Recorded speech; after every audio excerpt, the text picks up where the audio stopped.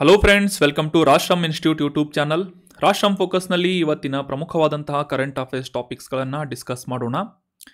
ಈಗ ನಾವು ಡಿಸ್ಕಸ್ ಮಾಡ್ತಾ ಇರುವಂತಹ ಈ ಕರೆಂಟ್ ಅಫೇರ್ಸ್ ಟಾಪಿಕ್ಸ್ಗಳ ನೋಟ್ಸ್ಗಳನ್ನು ಡೌನ್ಲೋಡ್ ಮಾಡ್ಕೋಬೇಕು ಅಂತಂದರೆ ರಾಷ್ಟ್ರಮ್ ಇನ್ಸ್ಟಿಟ್ಯೂಟ್ನ ಟೆಲಿಗ್ರಾಮ್ ಚಾನಲನ್ನು ಸಬ್ಸ್ಕ್ರೈಬ್ ಮಾಡಿ. ಡಿಸ್ಕ್ರಿಪ್ಷನ್ ಬಾಕ್ಸ್ನಲ್ಲಿ ಈ ಟೆಲಿಗ್ರಾಮ್ ಚಾನಲ್ನ ಲಿಂಕನ್ನು ನೀಡಲಾಗಿದೆ. ಲಾಸ್ಟ್ ಸೆಷನ್ನಲ್ಲಿ ಈ ಕೆಳಗಿನ ಯಾವ ಕಂಪನಿಯು ಇತ್ತೀಚೆಗೆ ಮೊದಲ ಬಾರಿಗೆ ಭಾರತದಲ್ಲಿ ನ್ಯಾನೋ ಯೂರಿಯಾವನ್ನು ಉತ್ಪಾದಿಸಿದೆ ಅಂತ ಪ್ರಶ್ನೆಯನ್ನು ಕೇಳಲಾಗಿತ್ತು.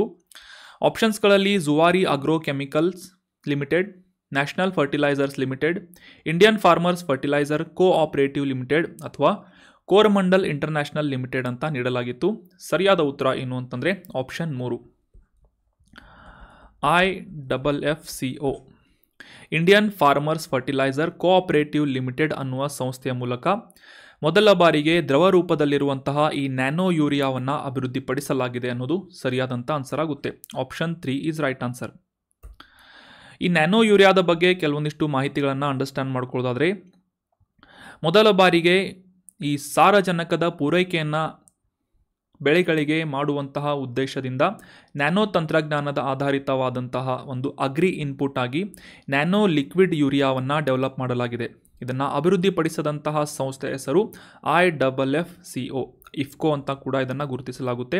Indian farmers fertiliser cooperative limited ಅಂತ ಈ ಸಂಸ್ಥೆಯ ಫುಲ್ ಫಾರ್ಮ್ ಆಗಿದೆ. ಭಾರತ ಸರ್ಕಾರದಿಂದ ಮೊದಲ ಬಾರಿಗೆ ಅಪ್ರೂವಲನ್ನು ಪಡೆದುಕೊಂಡು ರಸಗೊಬ್ಬರ ನಿಯಂತ್ರಣ ಆದೇಶ ಅಥವಾ ಫರ್ಟಿಲೈಸರ್ ಕಂಟ್ರೋಲ್ ಆರ್ಡರ್ಸ್ ಮೂಲಕ ಆ ಒಂದು ಪಟ್ಟಿಯಲ್ಲಿ ಸೇರಿಸಲಾದಂತಹ ಭಾರತದ ಮೊದಲ ಪೇಟೆಂಟ್ ಪಡೆದುಕೊಂಡಂತಹ ಯೂರಿಯಾ, ನ್ಯಾನೋ ಯೂರಿಯಾ ಯಾವುದು ಅಂತಂದರೆ ಇಫ್ಕೋ ಸಂಸ್ಥೆಯ ಈ ಒಂದು ದ್ರವ ರೂಪದ ನ್ಯಾನೋ ಯೂರಿಯಾ ಆಗಿದೆ ಅಂತ ನಾವು ಅಂಡರ್ಸ್ಟ್ಯಾಂಡ್ ಮಾಡ್ಕೋಬಹುದು. ಈ ದ್ರವ ರೂಪದ ನ್ಯಾನೋ ಯೂರಿಯಾ ಸುಮಾರು 20ರಿಂದ 40 ನ್ಯಾನೋಮೀಟರ್ಗಳಷ್ಟು ಪಾರ್ಟಿಕಲ್ಸ್ಗಳನ್ನು ಅಥವಾ ಕಣಗಳನ್ನು ಹೊಂದಿದ್ದು ಸಾಂಪ್ರದಾಯಿಕವಾದಂತಹ ಯೂರಿಯಾ ಪ್ರಿಲ್ಸ್ಗಳಿಗೆ ಕಂಪೇರ್ ಮಾಡಿದರೆ ಸಾಕಷ್ಟು ಉತ್ತಮ ಪ್ರಮಾಣದ ಅಗ್ರಿಕಲ್ಚರಲ್ ಪ್ರೊಡಕ್ಟಿವಿಟಿಯನ್ನು ನೀಡುವುದಷ್ಟೇ ಅಲ್ಲದೆ ಈ ರೈತರು ಅತಿಯಾದ ಪ್ರಮಾಣದಲ್ಲಿ ಯೂರಿಯಾವನ್ನು ಬಳಸುವುದನ್ನು ತಡೆಯುವುದು ಮತ್ತು ಪರಿಸರದ ಸಂರಕ್ಷಣೆ ಮಾಡುವಂತಹ ನಿಟ್ಟಿನಲ್ಲೂ ಕೂಡ ಪ್ರಮುಖ ಪಾತ್ರವನ್ನು ಈ ನ್ಯಾನೋ ಯೂರಿಯಾ ವಹಿಸಲಿದೆ ಅಂತ ಇದರ ಬಗ್ಗೆ ಎಕ್ಸ್ಪೆಕ್ಟೇಷನ್ ಅಥವಾ ನಿರೀಕ್ಷೆಗಳನ್ನು ಇಡಲಾಗಿದೆ. So that was about brief information of nano urea. IFFCO ಅಂತ ಕಮೆಂಟ್ ಮಾಡಿ ಆನ್ಸರ್ ಮಾಡಿದಂತಹ ಎಲ್ಲ ಸ್ಟೂಡೆಂಟ್ಸ್ಗಳಿಗೂ ಕೂಡ congratulations and very well done. ಇದೇ ರೀತಿಯಾಗಿ ಡಿಸ್ಕಷನ್ನಲ್ಲಿ ಭಾಗವಹಿಸ್ತಾ ಇರಿ. ನಿಮ್ಮ ಆನ್ಸರ್ಗಳನ್ನು ಮತ್ತು ನಿಮ್ಮ ಸಜೆಷನ್ಸ್ಗಳನ್ನು ಕಮೆಂಟ್ ಮಾಡ್ತಾ ಇರಿ ಅಂತ ಹೇಳ್ತಾ ಇವತ್ತಿನ ಪ್ರಶ್ನೆ ಏನು ಅಂತ ನೋಡೋಣ. ಆನ್ಸರ್ ಮಾಡೋಕ್ಕೆ ಟ್ರೈ ಮಾಡಿ. ಆರ್ಟಿಮಿಸ್ ಬಾಹ್ಯಾಕಾಶ ಮಿಷನ್ ಒಪ್ಪಂದಕ್ಕೆ ಭಾರತ ಈ ಕೆಳಗಿನ ಯಾವ ದೇಶದೊಂದಿಗೆ ಈ ಒಪ್ಪಂದಕ್ಕೆ ಸಹಿ ಹಾಕಿದೆ ಅಂತ ಪ್ರಶ್ನೆಯನ್ನು ಕೇಳಲಾಗಿದೆ. Option 1 Germany, option 2 USA, option 3 France ಅಥವಾ ಆಪ್ಷನ್ 4 ಯುರೋಪಿಯನ್ ಸ್ಪೇಸ್ ಏಜೆನ್ಸಿ ಅಂತ ನೀಡಲಾಗಿದೆ. ಆರ್ಟಿಮಿಸ್ ಮೂನ್ ಮಿಷನ್ ಅಂತ ಇದನ್ನು ಕರೀತಾರೆ. ಸೊ ಈ ಒಂದು ಮಿಷನ್ಗೆ ಭಾರತ ಯಾವ ಒಂದು ರಾಷ್ಟ್ರದೊಂದಿಗೆ ಅಗ್ರಿಮೆಂಟಿಗೆ ಸಹಿ ಹಾಕುವುದರ ಮೂಲಕ ಆರ್ಟಿಮಿಸ್ ಬಾಹ್ಯಾಕಾಶ ಮಿಷನ್ನೊಂದಿಗೆ ಕೈ ಜೋಡಿಸಿದೆ ಅಂತ ಕಮೆಂಟ್ ಬಾಕ್ಸ್ನಲ್ಲಿ ಕಮೆಂಟ್ ಮಾಡಿ. ನೆಕ್ಸ್ಟ್ ಸೆಷನ್ನಲ್ಲಿ ಇದರ ಸರಿಯಾದ ಉತ್ತರ ಏನು ಅಂತ ತಿಳ್ಕೋಣ. ಇನ್ನು ಇವತ್ತಿನ ಮೊದಲನೇ ಆರ್ಟಿಕಲ್ PM ಕುಸುಮ್ ಅನ್ನುವ ಯೋಜನೆಯ ಕುರಿತಾದಂತಹ ಡೀಟೇಲ್ ಆದಂತಹ ಡಿಸ್ಕಷನನ್ನು ಈ ಆರ್ಟಿಕಲ್ನಲ್ಲಿ ಮಾಡೋಣ. ಪ್ರಧಾನಮಂತ್ರಿ ಕಿಸಾನ್ ಊರ್ಜಾ ಸುರಕ್ಷಾ ಏವಂ ಉತ್ಥಾನ್ ಮಹಾಭಿಯಾನ್ ಅಂತ ಈ ಒಂದು PM ಕುಸುಮ್ ಯೋಜನೆಯ ಫುಲ್ ಫಾರ್ಮ್ ಆಗುತ್ತೆ. ಮತ್ತೊಮ್ಮೆ ರಿಪೀಟ್ ಮಾಡ್ತೀನಿ. PM ಕುಸುಮ್ ಅಂತಂದರೆ PM ಪ್ರಧಾನಮಂತ್ರಿ ಕಿಸಾನ್ ಊರ್ಜಾ ಸುರಕ್ಷಾ ಏವಂ ಉತ್ಥಾನ್ ಮಹಾಭಿಯಾನ್ ಅಂತ PM ಕುಸುಮ್ ಇದರ ಫುಲ್ ಫಾರ್ಮ್ ಆಗುತ್ತೆ. ನೋಟ್ ಮಾಡಿಟ್ಕೊಳ್ಳಿ, ವೆರಿ ಇಂಪಾರ್ಟೆಂಟ್. ಸೊ ಇತ್ತೀಚೆಗೆ ಈ PM ಕುಸುಮ್ ಯೋಜನೆ ನ್ಯೂಸ್ನಲ್ಲಿ ಯಾಕೆ ಇತ್ತು ಅಂತಂದರೆ, ಮುಖ್ಯವಾಗಿ ರೈತರಿಗೆ ಹೊಲಗಳಲ್ಲಿ, ಗದ್ದೆಗಳಲ್ಲಿ ಸೋಲಾರ್ ಪಂಪ್ಸೆಟ್ಗಳನ್ನು ಅಳವಡಿಸುವುದರ ಮೂಲಕ ಈ ಒಂದು PM ಕುಸುಮ್ ಯೋಜನೆಯನ್ನು ಅನುಷ್ಠಾನಗೊಳಿಸಲಾಗ್ತಾ ಇದೆ. ಸೊ ಈ ಒಂದು ನಿಟ್ಟಿನಲ್ಲಿ ತಮ್ಮ ಹೊಲಗಳಲ್ಲಿ ಈ ಒಂದು ಸೋಲಾರ್ ಪಂಪ್ಸೆಟ್ಸ್ಗಳನ್ನು ಅಳವಡಿಸಬೇಕು ಅಂತ ಅಪ್ಲಿಕೇಶನ್ ಹಾಕುವಂತಹ ನಿಟ್ಟಿನಲ್ಲಿ ರೈತರು ಪ್ರಯತ್ನ ಪಡ್ತಾ ಇದ್ದರೆ, ಇನ್ನೊಂದು ಕಡೆ ಈ ಫ್ರಾಡ್ಸ್ಗಳೇನು ಮಾಡ್ತಾ ಇದ್ದಾರೆ ಅಂತಂದರೆ ನಕಲಿ ವೆಬ್ಸೈಟ್ಸ್ಗಳನ್ನು ರೂಪಿಸಿ ನಕಲಿ ಆನ್ಲೈನ್ ಅರ್ಜಿಗಳನ್ನು ಪಡೆದುಕೊಂಡು ಆ ಒಂದು ಶುಲ್ಕವನ್ನು ಮೋಸ ಮಾಡಿ ವಂಚನೆ ಮಾಡ್ತಾ ಇದ್ದಾರೆ. ಸುಮಾರು ಕರ್ನಾಟಕದಲ್ಲಿ 10,000 ರೂಪಾಯಿಗಳ ಒಂದು ಶುಲ್ಕವನ್ನು ನಿಗದಿಪಡಿಸಲಾಗಿದೆ ಈ ಸೋಲಾರ್ ಪಂಪ್ಸೆಟ್ಸ್ಗಳನ್ನು ಅಳವಡಿಸಬೇಕು ಅಂತಂದರೆ. ಸೊ ಸರ್ಕಾರಿ ಆನ್ಲೈನ್ ಪೋರ್ಟಲನ್ನು ಹೊರತುಪಡಿಸಿ ಈ ನಕಲಿ ಆನ್ಲೈನ್ಸ್ಗಳನ್ನು ಅಥವಾ ಆನ್ಲೈನ್ ಅರ್ಜಿಗಳನ್ನು ಪಡೆದುಕೊಂಡು ಏನು ಮಾಡ್ತಾ ಇದ್ದಾರೆ ಅಂತಂದರೆ ಈ ಫ್ರಾಡನ್ನು ಅಥವಾ ವಂಚನೆಯನ್ನು ಮಾಡ್ತಾ ಇದ್ದಾರೆ. ಇದರ ಬಗ್ಗೆ ನಮ್ಮ ಕೇಂದ್ರದ ನವೀಕರಿಸಬಹುದಾದಂತಹ ಇಂಧನ ಸಚಿವಾಲಯದಿಂದ ಒಂದು ಎಚ್ಚರಿಕೆಯನ್ನು ಹೊರಡಿಸಲಾಗಿದೆ ಅಂತ ನ್ಯೂಸ್ನಲ್ಲಿ ಪಬ್ಲಿಷ್ ಆಗಿತ್ತು. ಸೊ ಹೀಗಾಗಿ ಈ ಪ್ರಧಾನಮಂತ್ರಿ ಕುಸುಮ್ ಯೋಜನೆ ನ್ಯೂಸ್ನಲ್ಲಿರುವುದರಿಂದ ಇದಕ್ಕೆ ಸಂಬಂಧಪಟ್ಟಂತಹ ಡೀಟೇಲ್ ಮಾಹಿತಿಗಳನ್ನು examination point of view important ಆಗುವಂತಹ ಮಾಹಿತಿಗಳನ್ನು ಈ ಆರ್ಟಿಕಲ್ನಲ್ಲಿ ಡಿಸ್ಕಸ್ ಮಾಡೋಣ. 2019ನೇ ಇಸವಿಯಲ್ಲಿ ಈ ರೈತರ ಆದಾಯವನ್ನು ಹೆಚ್ಚಿಸುವಂತಹ ನಿಟ್ಟಿನಲ್ಲಿ ಮತ್ತು ಕೃಷಿ ವಲಯದ ಡಿಡೀಸಲೈಸೇಷನ್ ಮಾಡುವಂತಹ ಒಂದು ಉದ್ದೇಶದಿಂದ ಈ PM ಕುಸುಮ್ ಯೋಜನೆಯನ್ನು ಜಾರಿಗೊಳಿಸಲಾಗಿತ್ತು. ಡಿಡೀಸಲೈಸೇಷನ್ ಅಂತ ಅಂದರೆ ಏನು ಅಂತ ಕೂಡ ಅಂಡರ್ಸ್ಟ್ಯಾಂಡ್ ಮಾಡ್ಕೋಣ. ಇದರ ಮುಖ್ಯ ಗುರಿ ಏನಾಗಿತ್ತು ಅಂತಂದರೆ 2026ನೇ ಇಸವಿಯ ವೇಳೆಗೆ ದೇಶದಾದ್ಯಂತ ಸುಮಾರು 30.8 ಗೀಗಾವ್ಯಾಟ್ನಷ್ಟು ಸೌರ ಸಾಮರ್ಥ್ಯದ ಪಂಪ್ಸೆಟ್ಸ್ಗಳನ್ನು ಸೋಲಾರ್ ಪಂಪ್ಸೆಟ್ಸ್ಗಳನ್ನು ದೇಶದಾದ್ಯಂತ ಅಳವಡಿಕೆ ಮಾಡುವುದರ ಮೂಲಕ ಒಟ್ಟು ಸುಮಾರು 34,422 ಕೋಟಿ ರೂಪಾಯಿಗಳ ಕೇಂದ್ರ ಹಣಕಾಸಿನ ನೆರವನ್ನು ನೀಡುವಂತಹ ಒಂದು ಯೋಜನೆ ಪ್ರಧಾನಮಂತ್ರಿ PM ಕಿಸಾನ್ ಯೋಜನೆ ಆಗಿದೆ. ಕುಸುಮ್ ಯೋಜನೆ ಆಗಿದೆ ಅಂತ ನಾವು ಅಂಡರ್ಸ್ಟ್ಯಾಂಡ್ ಮಾಡ್ಕೋಬೇಕು. ಸೊ ಇದರ ಉದ್ದೇಶವನ್ನು ಕ್ಲಿಯರ್ ಆಗಿ ಅಂಡರ್ಸ್ಟ್ಯಾಂಡ್ ಮಾಡ್ಕೊಳ್ಳಿ. ಅದೇ ರೀತಿಯಾಗಿ ಇದನ್ನು ಲಾಂಚ್ ಮಾಡಿದಂತಹ ವರ್ಷ 2019 ಅಂತ ನೆನ್ಪಿಟ್ಕೋಬೇಕು. ಇನ್ನು ಈ ಒಂದು PM ಕುಸುಮ್ ಯೋಜನೆಯನ್ನು ಅನುಷ್ಠಾನಗೊಳಿಸುವಂತಹ ನಿಟ್ಟಿನಲ್ಲಿ ಕಾರ್ಯನಿರ್ವಹಿಸ್ತಾ ಇರುವಂತಹ ಕೇಂದ್ರ ಸಚಿವಾಲಯ ಯಾವುದು ಅಂತಂದರೆ ministry of new and renewable energy ಅಥವಾ ಹೊಸ ಮತ್ತು ನವೀಕರಿಸಬಹುದಾದಂತಹ ಇಂಧನ ಸಚಿವಾಲಯದ ಮೂಲಕ PM ಕುಸುಮ್ ಯೋಜನೆಯನ್ನು ಅನುಷ್ಠಾನಗೊಳಿಸಲಾಗ್ತಾ ಇದೆ ಕೇಂದ್ರ ವಲಯದಿಂದ. ಅದೇ ರೀತಿಯಾಗಿ ಆಯಾ ರಾಜ್ಯಗಳಲ್ಲಿ ರಾಜ್ಯ ಸರ್ಕಾರಗಳು ಗೊತ್ತುಪಡಿಸಿದಂತಹ ಇಲಾಖೆಯ ಮೂಲಕ ಈ ಒಂದು PM ಕುಸುಮ್ ಯೋಜನೆಯನ್ನು ಕಾರ್ಯಗತಗೊಳಿಸುವಂತಹ ನಿಟ್ಟಿನಲ್ಲಿ ಪ್ರಯತ್ನಗಳು ನಡೀತಾ ಇವೆ. ಸೊ ಆಲ್ರೆಡಿ ನಾವು ಇದರ ಉದ್ದೇಶವನ್ನು ಶಾರ್ಟ್ ಆಗಿ ಅಂಡರ್ಸ್ಟ್ಯಾಂಡ್ ಮಾಡ್ಕೊಂಡ್ವಿ. ಆದರೆ ಡೀಟೇಲ್ ಆಗಿ ಇದರ ಬಗ್ಗೆ ಅಂಡರ್ಸ್ಟ್ಯಾಂಡ್ ಅರ್ಥ ಮಾಡ್ಕೊಳ್ಳೋದಾದರೆ ಈ ಪ್ರಧಾನಮಂತ್ರಿ ಕಿಸಾನ್ ಊರ್ಜಾ ಸುರಕ್ಷಾ ಏವಂ ಉತ್ಥಾನ್ ಮಹಾಭಿಯಾನ್ ಅಂತ ಅನ್ನುವ PM ಕುಸುಮ್ ಯೋಜನೆಯನ್ನು ಅನುಷ್ಠಾನಗೊಳಿಸುವಂತಹ ನಿಟ್ಟಿನಲ್ಲಿ ಮುಖ್ಯ ಉದ್ದೇಶಗಳು ಏನು ಅಂತಂದರೆ ದೇಶದಾದ್ಯಂತ ಈ ಕೃಷಿ ವಲಯಕ್ಕೆ ಸಂಬಂಧಪಟ್ಟಂತೆ ಡೀಸಲೈಸೇಷನನ್ನು ಮಾಡುವುದು. ಡಿಡೀಸಲೈಸೇಷನ್ ಅಂತಂದರೆ ಈ ಪಳೆಯುಳಿಕೆ ಇಂಧನವನ್ನು ಅಥವಾ ಡೀಸೆಲನ್ನು ಸಾಮಾನ್ಯವಾಗಿ ಈ ಪಂಪ್ಸೆಟ್ಸ್ಗಳನ್ನು ನಡೆಸಬೇಕು ಅಂತಂದರೆ ರೈತರು ಈ ಡೀಸೆಲನ್ನು ಬಳಸ್ತಾರೆ, ಡೀಸೆಲ್ ಇಂಜಿನ್ಸ್ಗಳನ್ನು ಬಳಸ್ತಾರೆ. ನಿಮಗೆಲ್ಲ ಗೊತ್ತಿರುವ ಹಾಗೆ ಈ ಹೊಲಗಳಲ್ಲಿ ಗದ್ದೆಗಳಲ್ಲಿ ಸಮೀಪದಲ್ಲಿ ಈ ವಿದ್ಯುತ್ತಿನ ಸಂಪರ್ಕ ಇಲ್ಲದೆ ಹೋದರೆ ಅಂತಹ ಹೊಲಗಳಲ್ಲಿ ಪಂಪ್ಸೆಟ್ಸ್ಗಳನ್ನು ಡೀಸೆಲನ್ನು ಉಪಯೋಗಿಸಿದಂತಹ ಇಂಜಿನ್ಗಳಿಂದ ಯಂತ್ರಗಳಿಂದ ಈ ಒಂದು ನೀರನ್ನು ಪಂಪ್ ಮಾಡಲಾಗುತ್ತೆ. ಸೊ ಈ ಒಂದು ಡೀಸೆಲ್ನ ಉಪಯೋಗವನ್ನು ಕಡಿಮೆ ಮಾಡುವಂತಹ ನಿಟ್ಟಿನಲ್ಲಿ ಡಿಡೀಸಲೈಸೇಷನ್ ಅನ್ನುವ ಈ ಒಂದು ಉದ್ದೇಶವನ್ನು ಇಟ್ಟುಕೊಂಡು ಮತ್ತು ರೈತರಿಗೆ ನೀರನ್ನು ಸಮರ್ಪಕವಾಗಿ ನೀಡುವುದಷ್ಟೇ ಅಲ್ಲದೆ ಈ ಇಂಧನದ ಭದ್ರತೆಯನ್ನು ಒದಗಿಸುವಂತಹ ನಿಟ್ಟಿನಲ್ಲಿ ಎನರ್ಜಿ ಸೆಕ್ಯುರಿಟಿಯನ್ನು ಪ್ರೊವೈಡ್ ಮಾಡುವಂತಹ ನಿಟ್ಟಿನಲ್ಲಿ ಅದೇ ರೀತಿಯಾಗಿ ಈ ಸೋಲಾರ್ ಪಂಪ್ಸೆಟ್ಸ್ಗಳು ಅಥವಾ ಸೋಲಾರ್ ಪ್ಯಾನಲ್ಗಳಲ್ಲಿ ಹೆಚ್ಚಿನ ಪ್ರಮಾಣದ ವಿದ್ಯುತ್ ಉತ್ಪಾದನೆ ಆದರೆ ಹೆಚ್ಚುವರಿಯಾದಂತಹ ವಿದ್ಯುತ್ತನ್ನು ಗ್ರಿಡ್ಗಳಿಗೆ ಪ್ರೊವೈಡ್ ಮಾಡಿ ಆ ಒಂದು ಹಣವನ್ನು ಕೂಡ ಆದಾಯವನ್ನು ಗಳಿಸುವಂತಹ ಒಂದು ಮುಖ್ಯವಾದಂತಹ ಯೋಜನೆ PM ಕುಸುಮ್ ಯೋಜನೆ ಆಗಿದೆ. ರೈತರ ಆದಾಯ ಈ ಒಂದು ದೃಷ್ಟಿಯಲ್ಲಿ ಹೆಚ್ಚಿಸುವಂತಹ ಸಾಧ್ಯತೆಯನ್ನು ಕೂಡ ಈ PM ಕುಸುಮ್ ಯೋಜನೆ ಪ್ರೊವೈಡ್ ಮಾಡುತ್ತದೆ. ಅದೇ ರೀತಿಯಾಗಿ ಡೀಸೆಲನ್ನು ಬಳಸದೇ ಇರುವುದರಿಂದ ಈ ರಿನ್ಯೂಯಬಲ್ ಎನರ್ಜಿ ಆದಂತಹ ಸೋಲಾರ್ ಪ್ಯಾನೆಲ್ಸ್ಗಳನ್ನು ಬಳಸುವುದರಿಂದ ಪರಿಸರ ಮಾಲಿನ್ಯ ಕೂಡ ಕಡಿಮೆಯಾಗುತ್ತೆ ಅಂತ ನಾವು ಅಂಡರ್ಸ್ಟ್ಯಾಂಡ್ ಮಾಡ್ಕೋಬೇಕು. ಸೊ ಈ ರೀತಿಯಾದಂತಹ ಪ್ರಮುಖ ಅಡ್ವಾಂಟೇಜಸ್ಗಳನ್ನು PM ಕುಸುಮ್ ಯೋಜನೆ ಹೊಂದಿದೆ. ಇನ್ನು ಈ PM ಕುಸುಮ್ ಯೋಜನೆಗೆ ಅರ್ಹವಾದಂತಹ ಕ್ಯಾಟಗರಿಗಳ ರೈತರು ಯಾರು ಅಂತಂದರೆ ಯಾವುದೇ ಒಬ್ಬ ವೈಯಕ್ತಿಕ ರೈತ ಆಗಿರ್ಬೋದು, ಡೈರೆಕ್ಟಾಗಿ ಅಪ್ಲೈ ಮಾಡ್ಬೋದು ಆನ್ಲೈನ್ನಲ್ಲಿ. ಅದೇ ರೀತಿಯಾಗಿ ಈ ರೈತರ ಗುಂಪುಗಳಾಗಿರ್ಬೋದು, ಫಾರ್ಮರ್ಸ್ ಪ್ರೊಡ್ಯೂಸ್ ಆರ್ಗನೈಸೇಷನ್ ಅಥವಾ ರೈತ ಉತ್ಪಾದಕ ಸಂಸ್ಥೆಗಳ ಮೂಲಕ ಅಪ್ಲಿಕೇಶನನ್ನು ನೀಡುವುದಾಗಿರ್ಬೋದು, ಪಂಚಾಯತ್ಗಳ ಮೂಲಕ ಅಪ್ಲೈ ಮಾಡುವುದಾಗಿರ್ಬೋದು ಅಥವಾ ಕೋಆಪರೇಟಿವ್ ಸೊಸೈಟೀಸ್ಗಳ ಮೂಲಕ ಅಪ್ಲೈ ಮಾಡುವುದಾಗಿರ್ಬೋದು ಮತ್ತು ಈ ನೀರಿನ ಬಳಕೆದಾರರ ಸಂಘಗಳ ಮೂಲಕ ಕೂಡ ಈ PM ಕುಸುಮ್ ಯೋಜನೆಗೆ ಅರ್ಜಿಯನ್ನು ಸಲ್ಲಿಸುವಂಥ ಅವಕಾಶವನ್ನು ಕೇಂದ್ರ ಸರ್ಕಾರದಿಂದ ಮಾಡಲಾಗಿದೆ.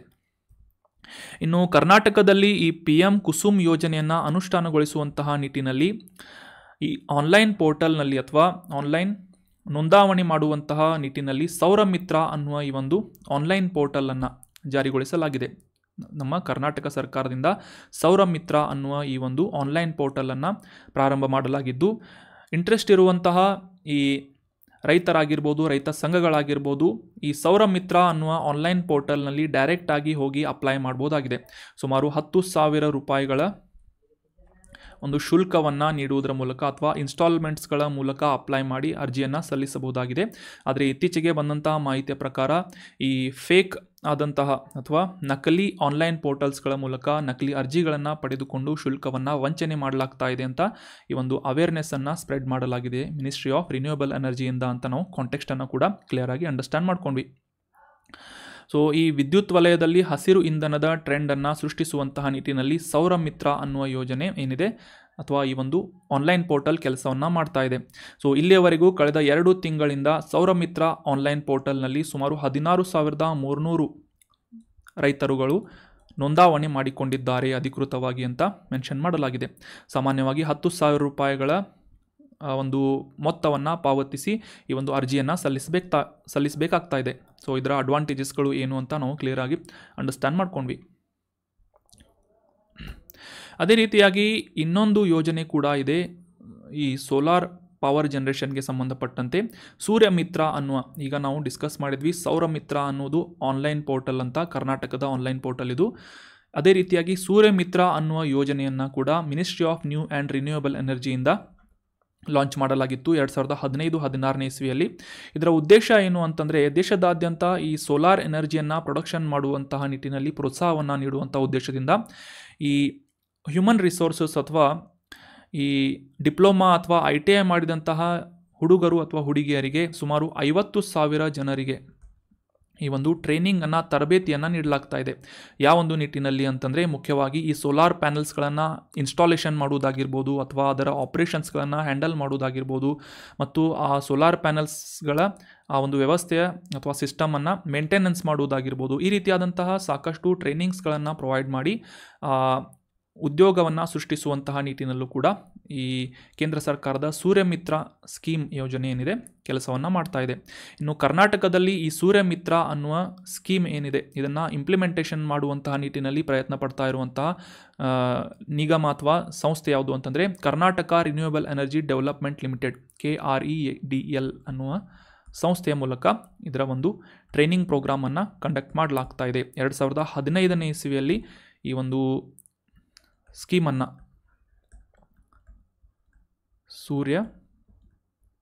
ಸೂರ್ಯ ಮಿತ್ರ ಅನ್ನುವ ಯೋಜನೆಯನ್ನು ಲಾಂಚ್ ಮಾಡಲಾಗಿತ್ತು. ಇದು ಮುಖ್ಯವಾಗಿ ಟ್ರೈನಿಂಗಿಗೆ ಸಂಬಂಧಪಟ್ಟಿದೆ. ಈ ಒಂದು ಇಮೇಜ್ನಲ್ಲಿ ನೋಡ್ಬೋದು ಸೋಲಾರ್ ಪ್ಯಾನಲನ್ನು ಅಳವಡಿಸುವಂತಹ ನಿಟ್ಟಿನಲ್ಲಿ ಈ ವಿದ್ಯಾರ್ಥಿಗಳಿಗೆ ಅಥವಾ ಡಿಗ್ರಿ ಇಲ್ಲ ಇಲ್ಲಿ ಕನ್ಫ್ಯೂಸ್ ಮಾಡ್ಕೋಬೇಡಿ, ಡಿಗ್ರಿಯನ್ನು ಮಾಡಿದವರಿಗೆ ಇದು ಅಲೌ ಮಾಡೋದಿಲ್ಲ. ಕೇವಲ ಡಿಪ್ಲೊಮಾ ಅಥವಾ ITI ಕಂಪ್ಲೀಟ್ ಮಾಡಿದಂತಹ ಅಭ್ಯರ್ಥಿಗಳಿಗೆ ಮಾತ್ರ ಈ ಒಂದು ತರಬೇತಿಯನ್ನು ನೀಡಲಾಗ್ತಾ ಇದೆ. ಇಮೇಜ್ನಲ್ಲಿ ನೋಡ್ಬೋದು ಅಭ್ಯರ್ಥಿಗಳು ಯಾವ ರೀತಿಯಾಗಿ ಈ ಟ್ರೈನಿಂಗ್ನಲ್ಲಿ ಭಾಗವಹಿಸ್ತಾ ಇದ್ದಾರೆ ಅಂತ. Surya Mitra, Saura Mitra is a portal, Surya Mitra is a training programme. ಅದೇ ರೀತಿಯಾಗಿ ಈ ಒಂದು PM ಕುಸುಮ್ ಏನಿದೆ ಈ ಸೋಲಾರ್ ಪಂಪ್ ಸೆಟ್ಸ್ಗಳನ್ನು ಇನ್ಸ್ಟಾಲ್ ಮಾಡುವಂತಹ ನಿಟ್ಟಿನಲ್ಲಿ ಒಂದು ಕೇಂದ್ರದ ಯೋಜನೆ ಆಗಿದೆ ಅಂತ ನಾವು ಅಂಡರ್ಸ್ಟ್ಯಾಂಡ್ ಮಾಡ್ಕೊಂಡ್ವಿ. ಅದೇ ರೀತಿಯಾಗಿ ಇತ್ತೀಚೆಗೆ ಪ್ರಧಾನಮಂತ್ರಿ ಅವರಿಂದ ಇನ್ನೊಂದು ಸ್ಕೀಮನ್ನು ಘೋಷಣೆ ಮಾಡಲಾಗಿತ್ತು. ಅದು ಸೂರ್ಯಘರ್ ಅಂತ. ಸೊ ಇದರ ಅಡಿಯಲ್ಲಿ ದೇಶದಾದ್ಯಂತ 1 ಕೋಟಿ ಮನೆಗಳ ಮೇಲ್ಛಾವಣಿಯ ಮೇಲೆ ಸೋಲಾರ್ ಪ್ಯಾನಲ್ಗಳನ್ನು ಅಳವಡಿಸಿ ವಿದ್ಯುತ್ ಉತ್ಪಾದನೆ ಮಾಡುವಂತಹ ಒಂದು ಅನುಕೂಲವನ್ನು ಸೂರ್ಯಘರ್ ಅನ್ನುವ ಯೋಜನೆಯ ಮೂಲಕ ಲಾಂಚ್ ಮಾಡಲಾಗುವುದು ಅಂತ ಪ್ರಧಾನಮಂತ್ರಿ ಅವರಿಂದ ಘೋಷಣೆ ಮಾಡಲಾಗಿತ್ತು. ಇದರಿಂದ ಈ ಎಲೆಕ್ಟ್ರಿಕ್ ಬಿಲ್ ಏನಿದೆ ಅದನ್ನು ಕಡಿತಗೊಳಿಸುವಂತಹ ನಿಟ್ಟಿನಲ್ಲಿ ಸುಮಾರು 300 ಯೂನಿಟ್ಗಳಷ್ಟು ಎಲೆಕ್ಟ್ರಿಕ್ ಬಿಲ್ಲನ್ನು ಕಡಿತಗೊಳಿಸುವಂತಹ ನಿಟ್ಟಿನಲ್ಲಿ ಸೂರ್ಯಘರ್ ಯೋಜನೆ ಏನಿದೆ ಕೆಲಸವನ್ನು ಮಾಡಲಿದೆ ಅಂತ ಈ ಒಂದು ಯೋಜನೆಯನ್ನು ಲಾಂಚ್ ಮಾಡಲಾಗಿತ್ತು ಅಥವಾ ಘೋಷಣೆ ಮಾಡಲಾಗಿತ್ತು. ಇನ್ನು ಮುಂದಿನ ಆರ್ಟಿಕಲ್ ನೀಶಿ ಬುಡಕಟ್ಟು ಜನಾಂಗದವರ ಕುರಿತಾದಂತಹ ಒಂದು ಇಂಪಾರ್ಟೆಂಟ್ ಮಾಹಿತಿಯಾಗಿದ್ದು ಎಕ್ಸಾಮ್ಸ್ಗಳಲ್ಲಿ ಕೇಳ್ತಾ ಇರ್ತಾರೆ. ಈ ಬುಡಕಟ್ಟು ಸಮುದಾಯಗಳ ಲಿಸ್ಟನ್ನು ಒಂದು ಕಡೆ ಕೊಟ್ಟು ಮತ್ತೊಂದು ಕಡೆ ಆಯಾ ರಾಜ್ಯಗಳನ್ನು ಲಿಸ್ಟನ್ನು ನೀಡಲಾಗುತ್ತೆ. ಸೊ ಅದೇ ರೀತಿಯಾಗಿ ಹೊಂದಿಸಿ ಬರೆಯಿರಿ ಅಥವಾ ಮ್ಯಾಚ್ ದ ಫಾಲೋವಿಂಗ್ಸ್ ಅಂತ ಒಂದು ಪ್ರಶ್ನೆಯನ್ನು ಕೇಳಲಾಗುತ್ತೆ. ಸೊ ಇದೇ ರೀತಿಯಾಗಿ ನ್ಯೂಸ್ನಲ್ಲಿರುವಂತಹ ಪ್ರಮುಖ ಬುಡಕಟ್ಟು ಸಮುದಾಯಗಳ ಬಗ್ಗೆ ಅಂಡರ್ಸ್ಟ್ಯಾಂಡ್ ಮಾಡ್ಕೊಳ್ಳೋದು ಮತ್ತು ಜನರು ವಾಸಿಸುವಂತಹ ಪ್ರದೇಶಗಳು ಯಾವುವು ಅಂತ ತಿಳ್ಕೊಳ್ಳೋದು ಎಕ್ಸಾಮಿನೇಷನ್ ಪಾಯಿಂಟ್ ಆಫ್ ವ್ಯೂ ಕೂಡ ಇಂಪಾರ್ಟೆಂಟ್ ಆಗೋದ್ರಿಂದ ಈ ಬುಡಕಟ್ಟು ಸಮುದಾಯಕ್ಕೆ ಸಂಬಂಧಪಟ್ಟಂತಹ ಆರ್ಟಿಕಲ್ಸ್ಗಳನ್ನು ನಾನು ಇನ್ಕ್ಲೂಡ್ ಮಾಡ್ತಾ ಇರ್ತೀನಿ. ಈ ನಿಶಿ ಬುಡಕಟ್ಟು ಸಮುದಾಯಕ್ಕೆ ಸಂಬಂಧಪಟ್ಟಂಥ ಅರುಣಾಚಲ್ ಪ್ರದೇಶದ ಈ ನಿಶಿ ಬುಡಕಟ್ಟು ಸಮುದಾಯದ ಒಬ್ಬ ಮೊದಲ ಮಹಿಳೆ ಪರ್ವತಾರೋಹಣವನ್ನು ಮಾಡಿದ್ದಾಳೆ. ಅದು ಯಾವ ಪರ್ವತ ಅಂತಂದರೆ ಮೌಂಟ್ ಎವರೆಸ್ಟನ್ನು ಏರಿದಂತಹ ನೈಶಿ ಬುಡಕಟ್ಟು ಸಮುದಾಯದ ಮೊದಲ ಮಹಿಳೆಯಾಗಿ ಇತಿಹಾಸವನ್ನು ನಿರ್ಮಿಸಿದ್ದಾಳೆ. ಅವಳ ಹೆಸರು ಕಬಕ್ ಯಾನು ಅಂತ. ಈ ಒಂದು ಕವರ್ ಪೇಜ್ನಲ್ಲಿ ನಾವು ಕ್ಲಿಯರಾಗಿ ನೋಡಿದ್ವಿ. ಕವರ್ ಪೇಜ್ನಲ್ಲಿ ಹಾಕಿಲ್ಲ, ಅದನ್ನ ರಿಮೂವ್ ಮಾಡಿದ್ದೀನಿ. ನಿಶಿ ಬುಡಕಟ್ಟು ಸಮುದಾಯಕ್ಕೆ ಸಂಬಂಧಪಟ್ಟಂತಹ ಮಹಿಳೆ ಏನು ಮಾಡಿದ್ದಾಳೆ ಅಂತಂದರೆ ಮೊದಲ ಬಾರಿಗೆ ಈ ಮೌಂಟ್ ಎವರೆಸ್ಟನ್ನು ಆರೋಹಣ ಮಾಡಿದ್ದಾಳೆ ಅಂತ ನ್ಯೂಸ್ನಲ್ಲಿ ಪಬ್ಲಿಷ್ ಆಗಿತ್ತು. ಇವಳು ಅರುಣಾಚಲ್ ಪ್ರದೇಶದ 5ನೇ ಮಹಿಳೆಯಾಗಿದ್ದಾಳೆ. ಈ ಮೌಂಟ್ ಎವರೆಸ್ಟ್ ಕ್ಲೈಂಬ್ ಮಾಡಿದಂತಹ 5ನೇ ಮಹಿಳೆ ಮತ್ತು ನಿಶಿ ಬುಡಕಟ್ಟು ಸಮುದಾಯಕ್ಕೆ ಸಂಬಂಧಪಟ್ಟಂತೆ ಮೊದಲ ಮಹಿಳೆಯಾಗಿ ಮೌಂಟ್ ಎವರೆಸ್ಟ್ ಶಿಖರವನ್ನು ಹತ್ತಿದ್ದಾಳೆ ಅಂತ ನ್ಯೂಸ್ನಲ್ಲಿ ಪಬ್ಲಿಷ್ ಆಗಿತ್ತು. ಸೊ ಹೀಗಾಗಿ ಈ ನಿಶಿ ಬುಡಕಟ್ಟು ಸಮುದಾಯದವರ ಬಗ್ಗೆ ಕೆಲವೊಂದಿಷ್ಟು ಬೇಸಿಕ್ ಇನ್ಫಾರ್ಮೇಷನ್ಸ್ಗಳನ್ನು ನಾವು ಅಂಡರ್ಸ್ಟ್ಯಾಂಡ್ ಮಾಡ್ಕೋಣ. ಪ್ರಿಡಾಮಿನೆಂಟ್ಲಿ ಈ ನೈಶಿ ಬುಡಕಟ್ಟು ಸಮುದಾಯದವರು ಭಾರತದ ಈಶಾನ್ಯ ಭಾಗದಲ್ಲಿರುವಂತಹ ಅರುಣಾಚಲ್ ಪ್ರದೇಶದಲ್ಲಿ ಕಂಡುಬರುವಂತಹ ದೊಡ್ಡ ಜನಾಂಗೀಯ ಗುಂಪಾಗಿ ಗುರುತಿಸಿಕೊಳ್ತಾರೆ. ಸಾಮಾನ್ಯವಾಗಿ ಇವರ ಮೂಲ ಸಾಕಷ್ಟು ಕಾಂಟ್ರವರ್ಷಿಯಲ್ ಆಗಿದ್ದರೂ ಕೂಡ ಇವರು ಟಿಬೇಟಿಯನ್ ಕ್ಯಾಟಗರಿಗೆ ಸೇರಿದಂಥ ಜನಾಂಗವಾಗಿದ್ದಾರೆ ಅಂತ ಇವರನ್ನು ಗುರುತಿಸಲಾಗುತ್ತೆ. ಮೌಂಟ್ ಎವರೆಸ್ಟನ್ನು ಹತ್ತಿದ್ದಾಳೆ ಅಂತ ಅಂಡರ್ಸ್ಟ್ಯಾಂಡ್ ಮಾಡ್ಕೊಂಡ್ವಿ.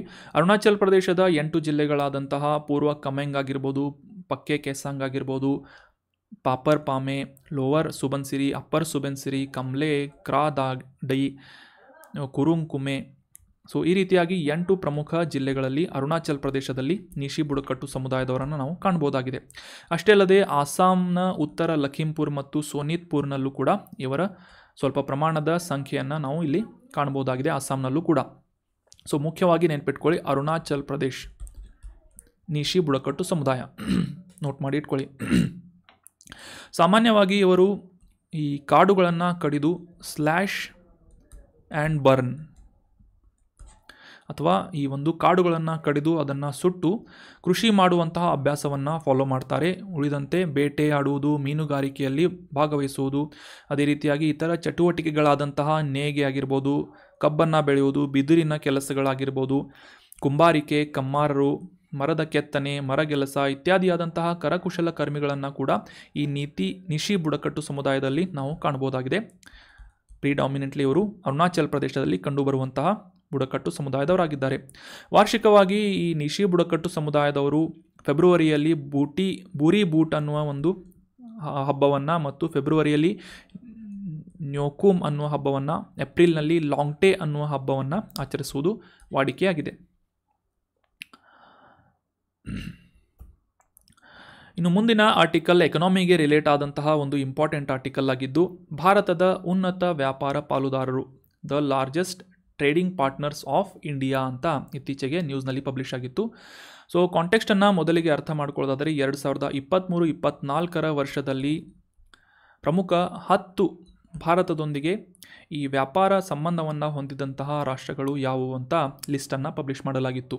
ಸೊ ಅದೇ ರೀತಿಯಾಗಿ ಭಾರತವು ಈ ಪ್ರಮುಖ ರಾಷ್ಟ್ರಗಳೊಂದಿಗೆ ಟ್ರೇಡ್ ಡೆಫಿಸಿಟನ್ನು ಹೊಂದಿದೆ ಅಥವಾ ವ್ಯಾಪಾರದ ಕೊರತೆಯನ್ನು ಹೊಂದಿದೆ ಅಂತ ಕೂಡ ನ್ಯೂಸ್ನಲ್ಲಿ ಪಬ್ಲಿಷ್ ಆಗಿತ್ತು. ಟ್ರೇಡ್ ಡೆಫಿಸಿಟ್ ಅಂತಂದರೆ ಆಮದು ಮತ್ತು ರಫ್ತುಗಳ ನಡುವಿನ ಒಂದು ವ್ಯತ್ಯಾಸ. ಸಪೋಸ್ ಈ ಇಂಪೋರ್ಟ್ ಯಾವುದೇ ಒಂದು ದೇಶದೊಂದಿಗೆ ಭಾರತ ಆಮದು ಪ್ರಮಾಣವನ್ನು ಹೆಚ್ಚಾಗಿ ಹೊಂದಿದ್ರೆ, ರಫ್ತಿಗಿಂತ ಆಮದು ಪ್ರಮಾಣವನ್ನು ಹೆಚ್ಚಾಗಿ ಹೊಂದಿದ್ರೆ ಆ ಒಂದು ಪರಿಸ್ಥಿತಿಯನ್ನು ವ್ಯಾಪಾರದ ಕೊರತೆ ಅಥವಾ ಟ್ರೇಡ್ ಡೆಫಿಸಿಟ್ ಅಂತ ಕರೀತಾರೆ. ಅದೇ ರೀತಿಯಾಗಿ ಭಾರತ ಇತರ ದೇಶದೊಂದಿಗೆ ಈ ಒಂದು ಆಮದು ರಫ್ತುವಿನ ನಡುವಿನ ವ್ಯತ್ಯಾಸವಾಗಿ ರಫ್ತಿನ ಪ್ರಮಾಣವನ್ನು ಹೆಚ್ಚಾಗಿ ಹೊಂದಿದ್ರೆ ಅಂತಹ ಒಂದು ಪರಿಸ್ಥಿತಿಯನ್ನು ಹೆಚ್ಚುವರಿ ವ್ಯಾಪಾರ, ಟ್ರೇಡ್ ಸರ್ಪ್ಲಸ್ ಅಂತ ಕರೀತಾರೆ. SURPLUS, ಟ್ರೇಡ್ ಸರ್ಪ್ಲಸ್ ಅಂತ ಕರೀತಾರೆ. ಸೊ ಈ ಟ್ರೇಡ್ ಸರ್ಪ್ಲಸ್ ಮತ್ತು ಟ್ರೇಡ್ ಡೆಫಿಸಿಟ್ ನಡುವಿನ ವ್ಯತ್ಯಾಸ ಕ್ಲಿಯರ್ ಆಯಿತು ಅಂತ ಅನ್ಕೋತೀನಿ. ಸೊ ಈ ಒಂದು 2023-24 ವರ್ಷದಲ್ಲಿ ಸಾಕಷ್ಟು ದೇಶಗಳೊಂದಿಗೆ ಉತ್ತಮ ಒಂದು ವ್ಯಾಪಾರ ಸಂಬಂಧವನ್ನು ಹೊಂದಿದ್ದು ಕೆಲವೊಂದಿಷ್ಟು ರಾಷ್ಟ್ರಗಳ ನಡುವೆ ವ್ಯಾಪಾರ ಕೊರತೆಯನ್ನು ಅಥವಾ ಟ್ರೇಡ್ ಡೆಫಿಸಿಟನ್ನು ಹೊಂದಿದೆ ಅಂತ ನ್ಯೂಸ್ನಲ್ಲಿ ಪಬ್ಲಿಷ್ ಆಗಿತ್ತು. ಸೊ ಭಾರತದ ಈ ಅತಿ ದೊಡ್ಡ ವ್ಯಾಪಾರದ ಪಾಲುದಾರ ಟ್ರೇಡಿಂಗ್ ಪಾರ್ಟ್ನರ್ ಯಾರು ಅಂತಂದರೆ 2023-24 ವರ್ಷದಲ್ಲಿ ಚೀನಾ ಆಗಿದೆ. China is the largest trading partner of India in 2023-24. US ಅನ್ನು ಇತ್ತೀಚೆಗೆ ಅತಿ ದೊಡ್ಡ ಒಂದು ವ್ಯಾಪಾರ ಪಾಲುದಾರರಾಗಿ US ಅನ್ನು ಹಿಂದು ಹಾಕಿ ಚೀನಾ ಮೊದಲ ಸ್ಥಾನದಲ್ಲಿದೆ. China is the largest trading partner of India ಅಂತ ನಾವು ನೋಟ್ ಮಾಡಿ ಇಟ್ಕೋಬೇಕು. Very important from examination point of view. So ಅಷ್ಟೊಂದು ವ್ಯತ್ಯಾಸ ಏನೂ ಇಲ್ಲ. ಈ ಚೀನಾದೊಂದಿಗೆ ಭಾರತ ಸುಮಾರು ಒಂದೇ ವರ್ಷದಲ್ಲಿ ಅಂದರೆ 2023-24 ವರ್ಷದಲ್ಲಿ $118.4 ಬಿಲಿಯನ್ ವ್ಯಾಪಾರ ವಹಿವಾಟನ್ನು ಹೊಂದಿದ್ರೆ US-ನೊಂದಿಗೆ ಸುಮಾರು $118.28 ಬಿಲಿಯನ್ ಟ್ರೇಡಿಂಗನ್ನು ಹೊಂದಿದೆ ಅಥವಾ ವ್ಯಾಪಾರ ವಹಿವಾಟನ್ನು ಹೊಂದಿದೆ ಅಂತ ನಾವು ಅಂಡರ್ಸ್ಟ್ಯಾಂಡ್ ಮಾಡ್ಕೋಬೇಕು. ಸೊ ಅಷ್ಟೊಂದೇನು ಡಿಫ್ರೆನ್ಸ್ ಇಲ್ಲ. ಅಪ್ರಾಕ್ಸಿಮೇಟ್ಲಿ 0.2 ಬಿಲಿಯನ್ನಷ್ಟು ಮಾತ್ರ ಈ ಒಂದು ಟ್ರೇಡ್ ಡಿಫ್ರೆನ್ಸನ್ನು ಹೊಂದಿದೆ between US and China. So ಮೊದಲ ಸ್ಥಾನದಲ್ಲಿ ಚೀನಾ ಇದೆ ಅನ್ನೋದು ಇಂಪಾರ್ಟೆಂಟ್ ಆದಂಥ ಮಾಹಿತಿ ಆಗುತ್ತೆ, ನೋಟ್ ಮಾಡಿ ಇಟ್ಕೊಳ್ಳಿ. ಅದೇ ರೀತಿಯಾಗಿ ಮೂರನೇ ಅತಿ ದೊಡ್ಡ ವ್ಯಾಪಾರ ಪಾಲುದಾರ ಯಾರು ಅಂತಂದರೆ ಯುನೈಟೆಡ್ ಅರಬ್ ಎಮಿರೇಟ್ಸ್, ಸುಮಾರು $83.6 ಬಿಲಿಯನ್ ನಂತರ ರಷ್ಯಾ $65.7 ಬಿಲಿಯನ್. ಅದೇ ರೀತಿಯಾಗಿ ನಂತರ 5ನೇ ಸ್ಥಾನದಲ್ಲಿ ಸೌದಿ ಅರೇಬಿಯಾ $43.4 ಬಿಲಿಯನ್. ನಂತರ ಸಿಂಗಾಪುರದೊಂದಿಗೆ ಸುಮಾರು $35.6 ಬಿಲಿಯನ್. 2023-24 ಆರ್ಥಿಕ ವರ್ಷದಲ್ಲಿ ಭಾರತ ಈ ಟ್ರೇಡಿಂಗ್ ವಹಿವಾಟನ್ನು ಅಥವಾ ವ್ಯಾಪಾರ ವಹಿವಾಟನ್ನು ಹೊಂದಿದೆ ಅಂತ ನಾವು ಅಂಡರ್ಸ್ಟ್ಯಾಂಡ್ ಮಾಡ್ಕೋಬೇಕು. ಅದೇ ರೀತಿಯಾಗಿ ಕಳೆದ ವರ್ಷಕ್ಕೆ ಕಂಪೇರ್ ಮಾಡಿದರೆ $264.9 ಬಿಲಿಯನ್ ಟ್ರೇಡ್ ಡೆಫಿಸಿಟನ್ನು ಹೊಂದಿದ್ದಂತಹ ಭಾರತ ಆ ಒಂದು ಡೆಫಿಸಿಟ್ ಅಥವಾ ವ್ಯಾಪಾರ ಕೊರತೆಯನ್ನು ಕಡಿಮೆ ಮಾಡಿದೆ ಅಂತ ಈ ವರ್ಷದಲ್ಲಿ ನಾವು ಗುರುತಿಸಬೇಕು. Very important. ಅಂದರೆ ನಮ್ಮ ಒಂದು ರಫ್ತು ಆಮದಿಗಿಂತ ಜಾಸ್ತಿ ಆಗ್ತಾ ಇದೆ ಅಂತ ಈ ಒಂದು ಓವರಾಲ್ ಆದಂತಹ ಜನರಲ್ ಸ್ಟ್ಯಾಟಿಸ್ಟಿಕ್ಸ್ನಲ್ಲಿ ನಾವು ಅಂಡರ್ಸ್ಟ್ಯಾಂಡ್ ಮಾಡ್ಕೋಬೇಕು. ಸೊ ಟ್ರೇಡ್ ಡೆಫಿಸಿಟ್ ಎಷ್ಟಿದೆ ಅಂತಂದರೆ ಕಳೆದ ವರ್ಷಕ್ಕೆ ಕಂಪೇರ್ ಮಾಡಿದರೆ ಈ ವರ್ಷ ಸುಮಾರು $238.3 ಬಿಲಿಯನ್ ಟ್ರೇಡ್ ಡೆಫಿಸಿಟನ್ನು ವ್ಯಾಪಾರದ ಕೊರತೆಯನ್ನು ಭಾರತ ಹೊಂದಿದೆ. ಅಂದರೆ ಇಷ್ಟು ಪ್ರಮಾಣದ ವ್ಯಾಪಾರದ ಅಥವಾ ಇಷ್ಟು ಪ್ರಮಾಣದ ಒಂದು ಆಮದು ಮತ್ತು ರಫ್ತಿನ ನಡುವೆ ವ್ಯತ್ಯಾಸವನ್ನು ಹೊಂದಿದೆ. ಇದರಲ್ಲಿ ಆಮದು ಜಾಸ್ತಿ ಆಗಿದೆ. Import is larger then export ಅಂತ ನಾವು ಅಂಡರ್ಸ್ಟ್ಯಾಂಡ್ ಮಾಡ್ಕೋಬೇಕು. ಸೊ ಆಲ್ರೆಡಿ ಡಿಸ್ಕಸ್ ಮಾಡಿದ ಹಾಗೆ ಚೀನಾದೊಂದಿಗೆ ಹೆಚ್ಚಿನ ಪ್ರಮಾಣದ ಟ್ರೇಡ್ ಡೆಫಿಸಿಟನ್ನು ಭಾರತ ಹೊಂದಿದೆ. ಎಷ್ಟು ಅಂತಂದರೆ ಸುಮಾರು $85 ಬಿಲಿಯನ್ ವ್ಯಾಪಾರದ ಕೊರತೆಯನ್ನು ಹೊಂದಿದೆ. ಅಂದರೆ ಫಾರ್ ಎಕ್ಸಾಂಪಲ್ ಟ್ರೇಡ್ ಡೆಫಿಸಿಟ್ ಅಂದರೆ ಸಿಂಪಲ್ ಆಗಿ ಅಂಡರ್ಸ್ಟ್ಯಾಂಡ್ ಮಾಡ್ಕೊಳ್ಳೋದಾದರೆ ಯಾವುದೇ ಒಂದು ದೇಶದೊಂದಿಗೆ $100 ಸರಕನ್ನು ಎಕ್ಸ್ಪೋರ್ಟ್ ಮಾಡಿದರೆ ಆಮದನ್ನು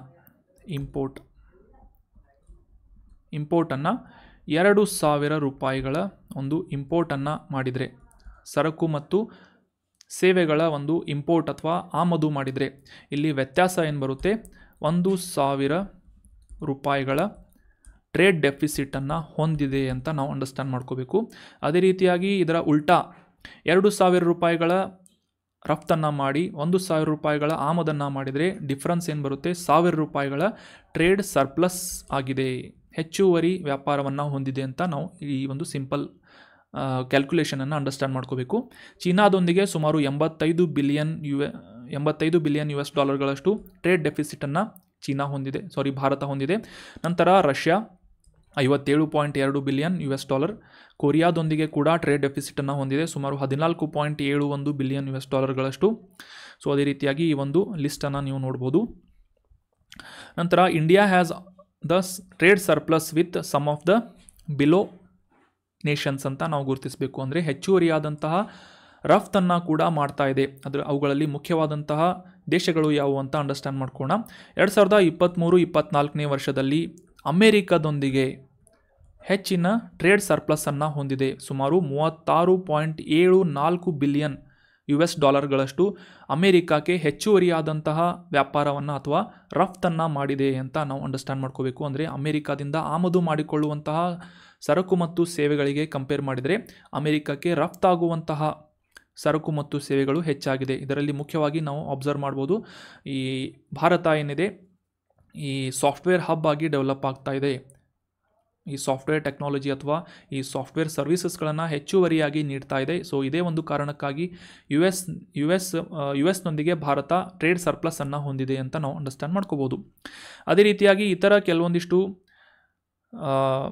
ಟ್ರೇಡ್ ಸರ್ಪ್ಲಸನ್ನು ಹೊಂದಿದಂತಹ ಭಾರತ ಟ್ರೇಡ್ ಸರ್ಪ್ಲಸನ್ನು ಹೊಂದಿದಂತಹ ಇತರ ರಾಷ್ಟ್ರಗಳು ಯಾವುವು ಅಂತಂದರೆ ಯುರೋಪಿನ ಪ್ರಮುಖ ರಾಷ್ಟ್ರಗಳಾದಂತಹ ನೆದರ್ಲ್ಯಾಂಡ್ ಆಗಿರ್ಬೋದು, ಅಥವಾ ಯುನೈಟೆಡ್ ಕಿಂಗ್ಡಮ್ ಆಗಿರ್ಬೋದು, ಇಟಲಿ ಆಗಿರ್ಬೋದು, ಬೆಲ್ಜಿಯಂ ಆಗಿರ್ಬೋದು, ಫ್ರಾನ್ಸ್ ಆಗಿರ್ಬೋದು, ಈ ಎಲ್ಲ ಪ್ರಮುಖ ರಾಷ್ಟ್ರಗಳೊಂದಿಗೆ ಭಾರತ ಟ್ರೇಡ್ ಸರ್ಪ್ಲಸನ್ನು ಹೊಂದಿದೆ, ಹೆಚ್ಚುವರಿಯಾದಂತಹ ವ್ಯಾಪಾರ ವಹಿವಾಟನ್ನು ಹೊಂದಿದೆ ಅಂತ ನಾವು ಅಂಡರ್ಸ್ಟ್ಯಾಂಡ್ ಮಾಡ್ಕೋಬೋದು.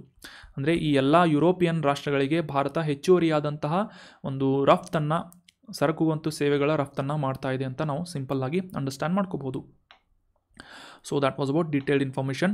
ಸೊ ಈ which is the largest trading partner ಅಂತಂದರೆ ಚೀನಾ ಅಂತ ನಾವು ಸಿಂಪಲ್ ಆಗಿ ಅಂಡರ್ಸ್ಟ್ಯಾಂಡ್ ಮಾಡ್ಕೋಬೋದು in the economic year of 2023 and 24. ಅದೇ ರೀತಿಯಾಗಿ ಈ ಏಷ್ಯಾದ ಕೆಲವೊಂದಿಷ್ಟು ರಾಷ್ಟ್ರಗಳಾದಂತಹ Singapore, United Arab Emirates, Korea ಮತ್ತು ಇಂಡೋನೇಷ್ಯಾಗಳೊಂದಿಗೆ ಭಾರತ ಮುಕ್ತ ವ್ಯಾಪಾರ ವಹಿವಾಟನ್ನು ಹೊಂದಿದೆ. ಫ್ರೀ ಟ್ರೇಡ್ ಅಗ್ರಿಮೆಂಟನ್ನು ಮಾಡಿಕೊಂಡು ಮುಕ್ತ ವ್ಯಾಪಾರ ವಹಿವಾಟನ್ನು ಹೊಂದಿದೆ ಅಂತ ನಾವು ಅಂಡರ್ಸ್ಟ್ಯಾಂಡ್ ಮಾಡ್ಕೋಬೋದು. ಇನ್ನು ಮುಂದಿನ ಆರ್ಟಿಕಲ್ ಸೆಕ್ಯುರಿಟಿಗೆ ಸಂಬಂಧಪಟ್ಟಂತಹ ಒಂದು ಇಂಪಾರ್ಟೆಂಟ್ ಆರ್ಟಿಕಲ್ ಆಗಿದ್ದು, ಇತ್ತೀಚೆಗೆ ನಮ್ಮ ಭಾರತದಲ್ಲಿ ದೇಶೀಯವಾಗಿ ಡೆವಲಪ್ ಮಾಡಲಾದಂತಹ ರುದ್ರಮ್ 2 ಅನ್ನುವ ಕ್ಷಿಪಣಿಯನ್ನು DRDO ಸಂಸ್ಥೆಯ ಮೂಲಕ ಒಡಿಶಾದ ಕರಾವಳಿಯಲ್ಲಿ ಯಶಸ್ವಿಯಾದಂತಹ ಒಂದು ಹಾರಾಟವನ್ನು ಅಥವಾ ಉಡಾವಣೆಯನ್ನು ಮಾಡಲಾಗಿದೆ ಅಂತ ನ್ಯೂಸ್ನಲ್ಲಿ ಪಬ್ಲಿಷ್ ಆಗಿತ್ತು. ಮುಖ್ಯವಾಗಿ ಇದು ಒಂದು air to surface anti radiation missile ಆಗಿದ್ದು, ಸುಖೋಯ್ 30 MKI ಅನ್ನುವ ಫೈಟರ್ ಜೆಟ್ ಮುಖಾಂತರ ಈ ಒಂದು ಮಿಸೈಲನ್ನು ಉಡಾವಣೆ ಮಾಡಲಾಯಿತು ಅಂತ ನ್ಯೂಸ್ನಲ್ಲಿ ಪಬ್ಲಿಷ್ ಆಗಿತ್ತು. So indigenously developed by DRDO defence research and development organisation ಮೂಲಕ ಈ ರುದ್ರಮ್ 2 ಅನ್ನುವ ಆ್ಯಂಟಿ ರೇಡಿಯೇಷನ್ ಸೂಪರ್ಸಾನಿಕ್ ಮಿಸೈಲನ್ನು ಅಭಿವೃದ್ಧಿಪಡಿಸಲಾಗಿದೆ ಅಂತ ನಾವು ಅಂಡರ್ಸ್ಟ್ಯಾಂಡ್ ಮಾಡ್ಕೋಬೇಕು. ಆ್ಯಂಟಿ ರೇಡಿಯೇಷನ್ ಅಂತಂತಂದರೆ ಈ ಶತ್ರುಗಳ ಭಾಗದಲ್ಲಿ ಅವುಗಳ ಒಂದು ರೇಡಾರ್ ಏನಿದೆ, ರೇಡಾರ್ ವ್ಯವಸ್ಥೆಯನ್ನು ಧ್ವಂಸಗೊಳಿಸುವಂತಹ ಒಂದು ಮಿಸೈಲ್ ಅಂತ ನಾವು ಸಿಂಪಲ್ ಆಗಿ ಅಂಡರ್ಸ್ಟ್ಯಾಂಡ್ ಮಾಡ್ಕೋಬೇಕು. ಸ್ಪೆಸಿಫಿಕ್ ಆಗಿ ಡೀಟೇಲ್ ಆಗಿ ಅಂಡರ್ಸ್ಟ್ಯಾಂಡ್ ಮಾಡ್ಕೊಳ್ಳೋದಾದರೆ ಈ ಶತ್ರು ವಲಯದಲ್ಲಿರುವಂತಹ ರೇಡಾರ್ ವ್ಯವಸ್ಥೆಯಲ್ಲಿ ಮುಖ್ಯವಾಗಿ ಅವರ ಒಂದು ರೇಡಾರ್ನಲ್ಲಿ ಬರುವಂತಹ ಯಾವುದೇ ರೀತಿಯಾದಂತಹ ನಮ್ಮ ವಿಮಾನಗಳಾಗಿರ್ಬೋದು, ಮಿಸೈಲ್ಗಳನ್ನಾಗಿರ್ಬೋದು ರೇಡಾರ್ನಿಂದ ಗೊತ್ತುಪಡಿಸಿ ಅವುಗಳನ್ನು ಧ್ವಂಸಗೊಳಿಸುವಂತಹ ಶಕ್ತಿ ಅವರ ರೇಡಾರ್ ಸಿಸ್ಟಮ್ಗಳಿಗೆ ಇರುತ್ತೆ. ಸೊ ಆ ಒಂದು ರೇಡಾರ್ ಸಿಸ್ಟಮನ್ನು ಗುರುತಿಸಿ ಆ ರೇಡಾರ್ ಸಿಸ್ಟಮನ್ನು ಧ್ವಂಸಗೊಳಿಸುವಂತಹ ನಿಟ್ಟಿನಲ್ಲಿ ಅಭಿವೃದ್ಧಿಪಡಿಸಲಾದಂತಹ ಕ್ಷಿಪಣಿ ಯಾವುದು ಅಂತಂದರೆ ರುದ್ರಮ್ 2 ಅನ್ನುವ ಈ ಒಂದು ಕ್ಷಿಪಣಿ ಆಗಿದೆ. ಇದನ್ನು ಆ್ಯಂಟಿ ರೇಡಿಯೇಷನ್ ಸೂಪರ್ಸಾನಿಕ್ ಮಿಸೈಲ್, ಸೂಪರ್ಸಾನಿಕ್ ಅಂತಂದರೆ ಶಬ್ದಕ್ಕಿಂತ ವೇಗವಾಗಿ ಚಲಿಸುವಂತಹ ಒಂದು ಕ್ಷಿಪಣಿಯಾಗಿದೆ ಅಂತ ನಾವು ಸಿಂಪಲ್ ಆಗಿ ಅಂಡರ್ಸ್ಟ್ಯಾಂಡ್ ಮಾಡ್ಕೋಬೋದು.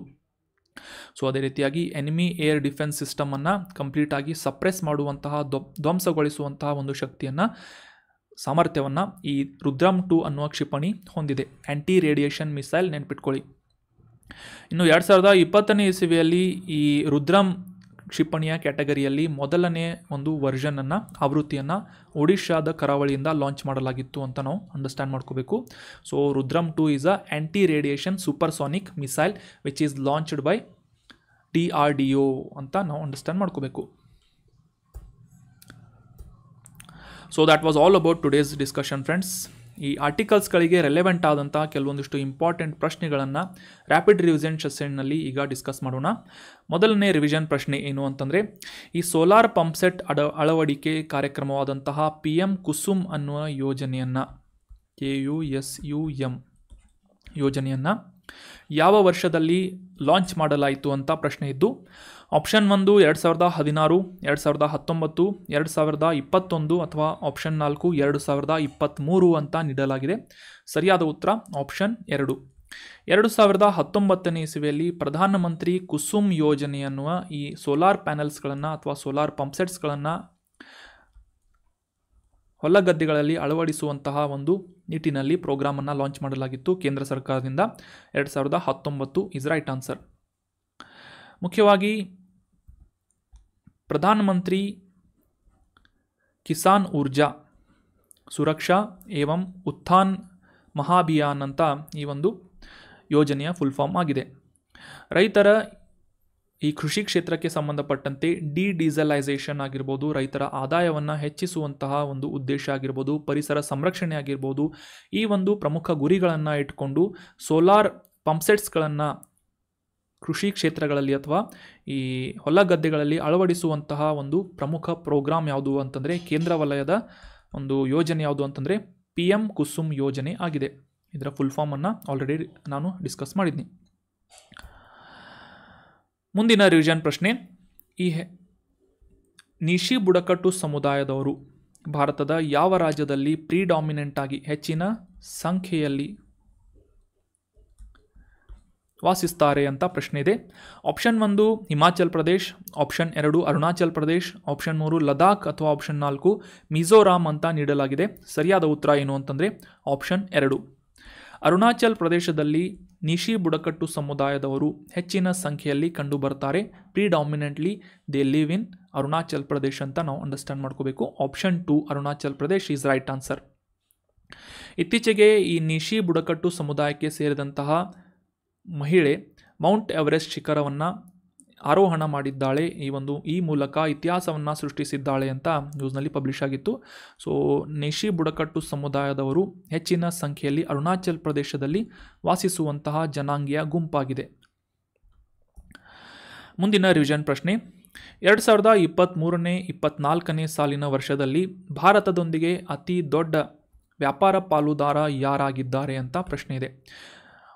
Which country is the largest trade partner of India in 2023 and 24 fiscal year ಅಂತ ಪ್ರಶ್ನೆ ಇದ್ದು, option 1 United States of America, option 2 China, option 3 Russia ಅಥವಾ ಆಪ್ಷನ್ 4 ಯುನೈಟೆಡ್ ಅರಬ್ ಎಮಿರೇಟ್ಸ್ ಅಂತ ನೀಡಲಾಗಿದೆ. ಸರಿಯಾದ ಉತ್ತರ ಏನು ಅಂತಂದರೆ ಆಪ್ಷನ್ 2. ಚೀನಾದೊಂದಿಗೆ 2023-24ರಲ್ಲಿ ಭಾರತ ಅತಿ ದೊಡ್ಡ ಟ್ರೇಡಿಂಗ್ ಪಾರ್ಟ್ನರ್ ಆಗಿದೆ ಅಂತ ನಾವು ಅಂಡರ್ಸ್ಟ್ಯಾಂಡ್ ಮಾಡ್ಕೋಬೇಕು. Option 2 China is right answer. ಸುಮಾರು $118.4 ಬಿಲಿಯನ್ ವ್ಯಾಪಾರ ವಹಿವಾಟನ್ನು ಹೊಂದುವುದರ ಮೂಲಕ ಚೀನಾ ಏನಿದೆ ಭಾರತದ ಅತಿ ದೊಡ್ಡ ವ್ಯಾಪಾರ ಪಾಲುದಾರರಾಗಿದೆ ಅಂತ ನಾವು ಅಂಡರ್ಸ್ಟ್ಯಾಂಡ್ ಮಾಡ್ಕೊಂಡ್ವಿ. ಅದೇ ರೀತಿಯಾಗಿ ಚೀನಾದೊಂದಿಗೆ ಈ ಟ್ರೇಡ್ ಡೆಫಿಸಿಟನ್ನು ಕೂಡ ಹೊಂದಿದೆ ಅಂತ ನಾವು ಅರ್ಥ ಮಾಡ್ಕೊಂಡ್ವಿ. ಟ್ರೇಡ್ ಡೆಫಿಸಿಟ್ ಅಂತಂದರೆ ಯಾವುದೇ ಒಂದು ರಾಷ್ಟ್ರದೊಂದಿಗೆ ವ್ಯಾಪಾರ ವಹಿವಾಟು ಮಾಡುವಂಥ ಸಂದರ್ಭದಲ್ಲಿ ಆಮದನ್ನು ರಫ್ತಿಗಿಂತ ಹೆಚ್ಚಿನ ಪ್ರಮಾಣದಲ್ಲಿ ಮಾಡ್ತಾ ಇದ್ದರೆ ಅದನ್ನು ಟ್ರೇಡ್ ಡೆಫಿಸಿಟ್ ಅಂತ ಕರೀತಾರೆ. ರಫ್ತನ್ನು ಹೆಚ್ಚಾಗಿ ಮಾಡಿದರೆ ಅದನ್ನು ಟ್ರೇಡ್ ಸರ್ಪ್ಲಸ್ ಅಂತ ಕರೀತಾರೆ. ಅಮೆರಿಕದೊಂದಿಗೆ ಟ್ರೇಡ್ ಸರ್ಪ್ಲಸನ್ನು ಹೊಂದಿದೆ, ಚೀನಾದೊಂದಿಗೆ ಟ್ರೇಡ್ ಡೆಫಿಸಿಟನ್ನು ಭಾರತ ಹೊಂದಿದೆ ಅಂತ ನಾವು ಅಂಡರ್ಸ್ಟ್ಯಾಂಡ್ ಮಾಡ್ಕೊಂಡ್ವಿ.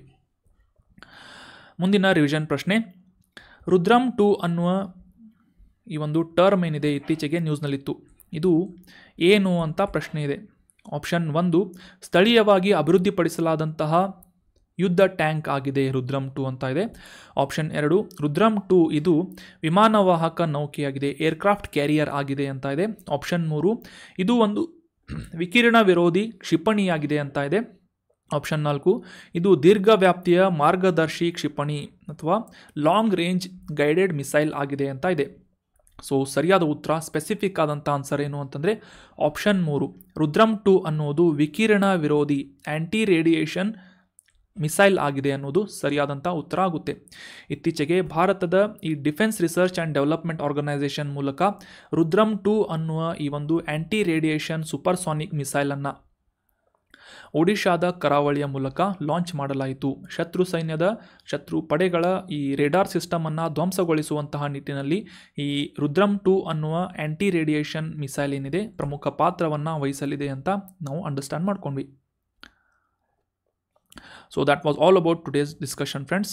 Thank you so much for joining the discussion. ಈ ಕಾಂಟೆಂಟನ್ನು ನಿಮ್ಮ ಎಲ್ಲ ಫ್ರೆಂಡ್ಸ್ಗಳ ಜೊತೆ ಶೇರ್ ಮಾಡಿ, ಎಲ್ಲ ಆಸ್ಪಿರೆಂಟ್ಸ್ಗಳ ಜೊತೆ ಶೇರ್ ಮಾಡಿ.